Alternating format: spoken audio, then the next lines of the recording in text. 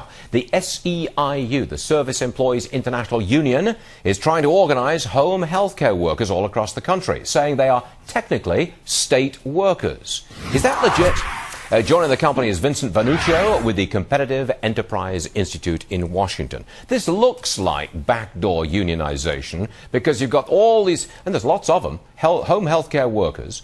Essentially, they do indeed work for the state, so the SEIU says, hey, you work for the state, you've got to be unionized. That's what's happening? Well, not really, not quite, Stuart. And, I bet you were shocked to find out that the SEIU was using backdoor, underhanded tactics to get forced dues-paying members and using their political war chest to get politicians to help them. Well, is this backdoor pressure? Is it?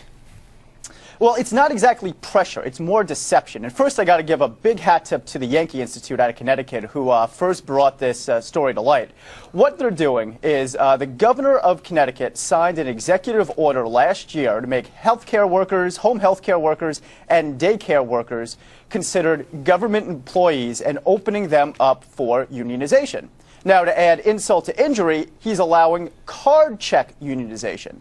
So let me tell you what the SEIU is doing.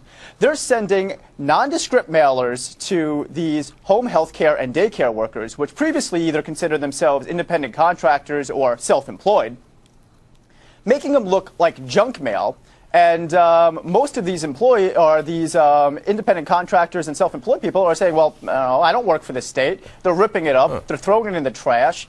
And the union gets in by a majority of those voted. So every time somebody rips up that mailer, throws it in the trash, it could cost them up to $800 a year. Okay, well, hold on a second. Who pays these home health care workers? Is it the state?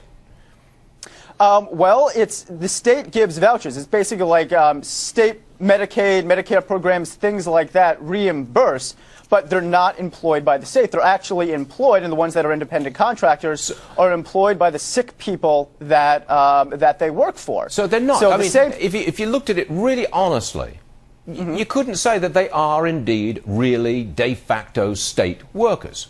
It's just a political switch by the governor of Connecticut. That's all it is. Exactly, and you look over to Michigan, which just had to deal with this. And by the way, it was another local think tank out there, the Mackinac Center, that blew the lid off this one.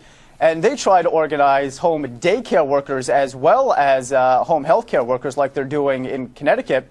And most of these people said, well, wait, I'm an independent business owner. I have kids coming to my house, and I'm running a business. Yeah. I get checks from the state because some low-income kids get vouchers, but there is no way that I'm a state employee.